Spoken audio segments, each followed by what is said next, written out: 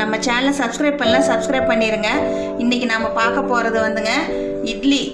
இந்த இட்லியிலங்க இட்லி வச்சு கேரளா கறி தாங்க இன்றைக்கி நம்ம ஒன்று பண்ண போகிறோம்.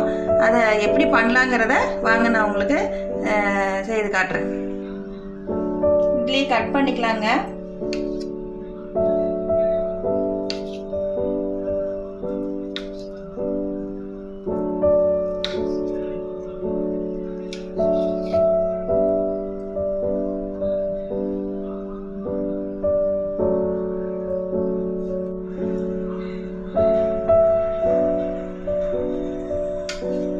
இட்லி பாருங்க, எல்லாமே இப்படி ஒரே இந்த லென்த்தியா கட் பண்ணிக்கோங்க.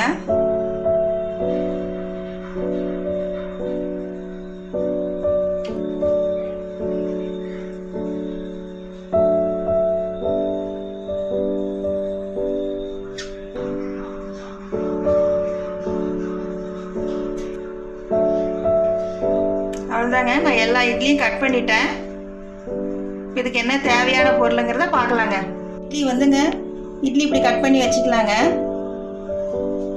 பெரிய வெங்காயங்க, இப்படி நீட்டமாக 2 வெங்காயம் கட் பண்ணி வச்சுக்கலாங்க. இஞ்சி இது சின்ன சின்னதாக கட் பண்ணி வச்சுக்கலாங்க. பச்சை மிளகா, வரமிளகா, கறிவேப்பிலை, தக்காளி 1 பெரிய தக்காளி, கொத்தமல்லி தலைங்க, தேங்காய் எண்ணெய்ங்க 2 ஸ்பூன் தேங்காய், கடுகு, வெந்தயம், மஞ்சத்தூள், உளுத்தம்பருப்பு, ரெட் சில்லிங்க, மசாலா தூள், கறி மசாலா தூளுங்க. இது வந்துங்க தேங்காய் பாலுங்க, நல்லா கெட்டியாக எடுத்து வச்சுக்கணுங்க. தேங்காய் பால் கேரளா டிஷ்ஷுக்குங்க தேங்காய் எண்ணெயும் தேங்காய் பாலும் மெயினாக இதுதாங்க தேவையே. அப்போதாங்க செம்ம டேஸ்ட்டாக இருக்கும். உப்பு தேவையான அளவுங்க.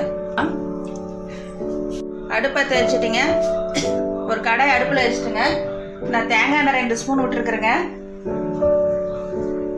கடுகு போட்டுக்கலாங்க.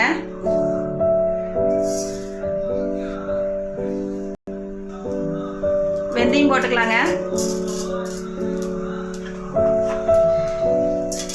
உளுத்தம்பருப்பு போட்டுக்கலாங்க.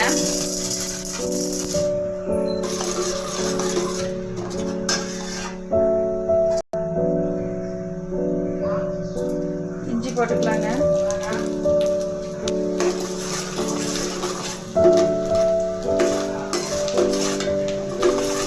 இஞ்சி போட்டுக்கலாங்க.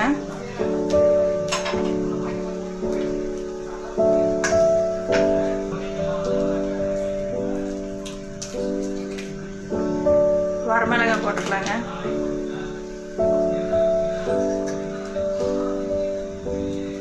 பச்சை மிளகாய் போட்டுக்கலாங்க.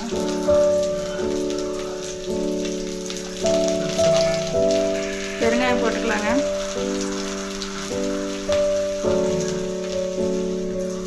வெங்காயம் போட்டுக்கலாங்க.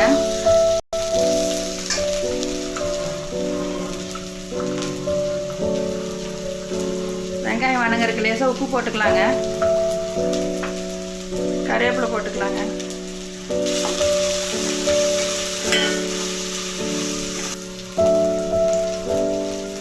மஞ்சத்தூள் போட்டுக்கலாங்க. Red chilli போடுறேங்க. மசாலா தூள், கறி மசாலா தூளுங்க. இது 1/4 ஸ்பூன் போதுங்க. இது 1/2 ஸ்பூன், இது 1/2 ஸ்பூனுங்க. உங்களுக்கு காரம் கம்மியாக வேணும்னா காரம் கம்மியாக போட்டுக்கலாங்க. எனக்கு வந்து இந்த காரத்துக்கு நான் போட்டுக்கிறேங்க. தக்காளி போட்டுக்கலாங்க.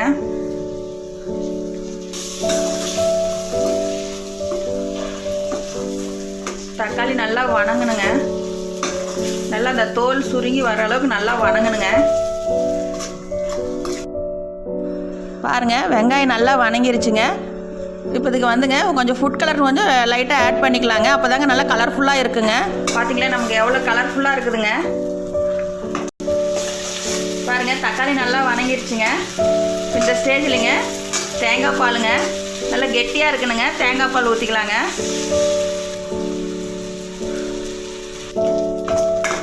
தேங்காய் பால் ஊற்றின வாட்டிங்க அடுப்பு சிம்மில் தாங்க வச்சுக்கணும். தேங்காய் பால் ஊற்றின வாட்டி அதிக நேரம் கொதிக்க விடக்கூடாதுங்க. அந்த தேங்காய் பாலோட மனம் அப்போ தாங்க செம்ம டேஸ்ட்டாக இருக்குங்க. இந்த ஸ்டெப்பு கரெக்டாக இருக்கான்னு செக் பண்ணிக்கோங்க. உப்பு போட்டுக்கலாங்க.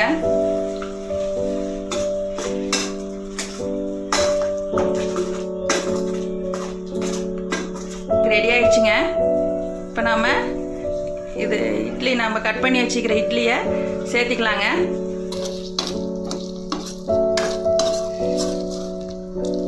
நமக்கு இந்த மசாலா வந்துங்க சிம்மில் வச்சு செய்யுங்க.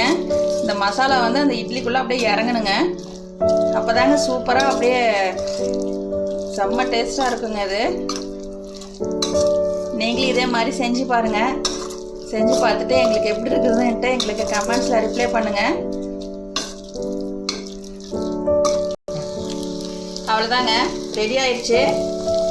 நான் கொத்தமல்லி தழை எப்பயும் கிள்ளி தாங்க போடுவேன். அப்போ தான் அந்த வாசம் சூப்பராக இருக்குங்க. சூப்பரான கேரளா இட்லி கறி ரெடி ஆயிடுச்சுங்க. செம்ம டேஸ்ட்டாக இருக்குங்க. இப்போ நான் இதுக்கு வந்து 2 இட்லி போட்டிருக்குறேங்க.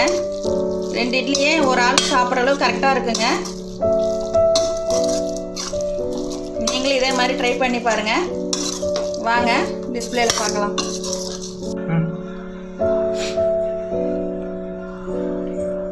பாருங்கள். ஓகே ஃப்ரெண்ட்ஸ், பாருங்கள் சூப்பரான கேரளா இட்லி கறி ரெடி ஆயிடுச்சுங்க. சாப்பிட்டீங்கன்னா அவ்வளோ டேஸ்ட்டாக இருக்குங்க. நீங்கள் நைட் டைமுக்கு டிஃபனுக்கு செஞ்சுக்கலாம், இல்லை டீ டைம் ஸ்நாக்ஸாகவும் செஞ்சுக்கலாங்க. நீங்கள் செஞ்சு பார்த்துட்டு எப்படி இருக்குன்னு நீங்கள் கமெண்ட்ஸ் பண்ணுங்கள். இப்போ நான் டேஸ்ட் பண்ணி பார்க்குறேங்க. வாங்க சாப்பிட்லாங்க.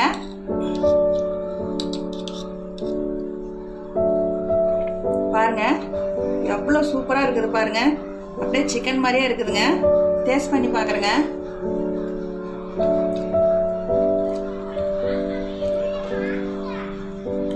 செம்ம டேஸ்ட்டாக இருக்குதுங்க. எப்படி இது பதிலே சொல்ல முடியல, அந்த அளவுக்கு டேஸ்ட்டாக இருக்குது. சரிங்க, நம்ம வீடியோவை வாட்ச் பண்ணிட்டு வந்துட்டு இருக்கிறீங்க. இதே போல் மேலும் எங்களுக்கு